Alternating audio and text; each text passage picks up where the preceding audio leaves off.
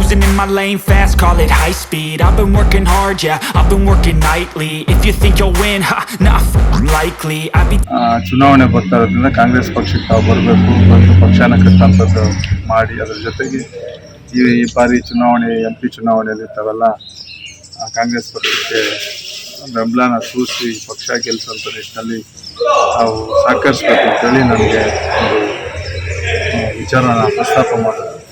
ಮತ್ತು ನಾವು ಮೂಲತಃ ಕಾಂಗ್ರೆಸ್ಸಿಗರಾಗಿ ಕಾಂಗ್ರೆಸ್ನಲ್ಲಿ ಟಿಕೆಟ್ ವಂಚಿತನಾಗಿ ನಾನು ಪಕ್ಷೇತರ ಅಭ್ಯರ್ಥಿಯಾಗಿ ನಿಂತ್ಕೊಬೇಕಾದಂಥ ಅನಿವಾರ್ಯ ಸೃಷ್ಟಿ ಆಯಿತು. ಮತ್ತು ಜನರನ್ನು ಸಹ ಭಾಳಷ್ಟು ಮಂದಿ ವೋಟ್ ಹಾಕಿ ಸಾವಿರಾರು ಸಂಖ್ಯೆಯಲ್ಲಿ ಆಶೀರ್ವದಿಸಿದ್ದಾರೆ.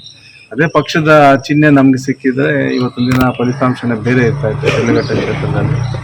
ಸೊ ಅದನ್ನೆಲ್ಲನೂ ಸಹ ವರಿಷ್ಠರೆಲ್ಲ ಮನಗಂಡಿರ್ತಾರೆ, ಮುಂದಿನ ದಿನಗಳಲ್ಲಿ ಆಶೀರ್ವದಿಸ್ತಾರೆ. ಇಲ್ಲಿ ಕಾಂಗ್ರೆಸ್ ಪಕ್ಷನೂ ಸಹ ಕಟ್ಟಂಥದ್ದು ಜವಾಬ್ದಾರಿ ಆಗಿರೋದ್ರಿಂದ ನಾವು ಸಕಾರಾತ್ಮಕ ಸ್ಪಂದಿಸ್ತೀವಿ ಅಂತ ಹೇಳಿ ಕಳೆದ ಚುನಾವಣೆಯಲ್ಲಿ ಕಂಟೆಸ್ಟ್ ಮಾಡಿದ್ದರಿಂದ ಅದು ನೋಡೋರ ಕಣ್ಣಿಗೆ ಅದು ಇಬ್ಬರ ಓಟನ ವ್ಯತ್ಯಾಸನ ಗಣನೆಗೆ ತೊಗೊಂಡಾಗ ಅದು ಇಬ್ಬಾಗ ಅಂತ ಕಾಣ್ತದೆ.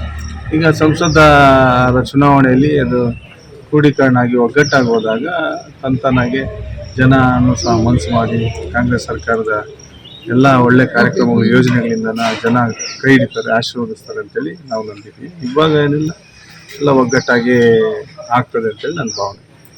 ಈಗ ನೋಡಿ, ಈಗ ಕಾಂಗ್ರೆಸ್ ಪಕ್ಷ ಬಳಸ್ಕೊಳ್ಳೋಂಥದ್ದು, ಕೈ ಬಿಡೋಂಥದ್ದು ಇವೆಲ್ಲನೂ ಸಹ ಆಗೋಗಿದೆ. ಇದೆಲ್ಲ ಮುಗಿದೋದ ಅಧ್ಯಾಯ. ನಾವು ಇನ್ನು ಮುಂದಕ್ಕೆ ಹೋಗಲೇಬೇಕು. ಹಳೇದು ನೆನಪು ಮಾಡಿಕೊಂಡು ಅದರಿಂದ ನನಗೆ ನೋವಾಗಿದೆ ಅಂತೇಳಿ ನಾವು ನೊಂದ್ಕೊಂಡು ಕೂರೋದಕ್ಕಿಂತ ಮುಂದೆ ಒಳ್ಳೇದಾಗ್ತದೆ ಅಂತೇಳಿ ಆಶಾಭಾವನೆಯಿಂದನ ಜನಗಳ ಒಂದು ಅಭಿಪ್ರಾಯನ ತಗೊಂಡು ನಾವು ಮುಂದೆ ಹೋದರೆ ಜನನೇ ಅಂತಿಮವಾಗಿ ಪಕ್ಷದಿಂದ ಬಂದ್ರೂ ಜನನೇ ತೀರ್ಮಾನ ಮಾಡೋದು, ಪಕ್ಷೇತರವಾಗಿ ಬಂದರೂ ಜನನೇ ತೀರ್ಮಾನ ಮಾಡೋದು. ಹಾಗಾಗಿ ಜನ ಆಶೀರ್ವಾದ ಸದಾ ನನ್ನ ಮೇಲೆ ಇರ್ತದೆ ಅಂತೇಳಿ ನನ್ನ ಭಾವನೆ. ನಾವು ಜನಗಳಿಗಾಗಿ ಕೆಲಸ ಮಾಡ್ತಾಯಿದ್ದೀವಿ, ನಮ್ಮ ಸಮಯ ಕೊಡ್ತಾ ಇದ್ದೀವಿ, ನಮ್ಮ ಗೊತ್ತಿರೋಂಥ ನಾಲೆಜು, ನಮ್ಮ ಕಾಂಟ್ಯಾಕ್ಟ್ಸು ಎಲ್ಲನೂ ಸಹ ಬಳಸ್ಕೊಂಡು ನಮ್ಮ ಕೈಲಾದ ಮಟ್ಟಿಗೆ ಶಕ್ತಿ ಮೀರಿ ಈ ಕ್ಷೇತ್ರನ ಅಭಿವೃದ್ಧಿ ಪಡಿಸೋದಕ್ಕೆ ಮತ್ತು ಸಾಮಾಜಿಕ ಸಮಸ್ಯೆಗಳಲ್ಲಿ ಭಾಗಿಯಾಗೋಂಥ ಪ್ರಯತ್ನ ಮಾಡ್ತಾಯಿದ್ದೀವಿ.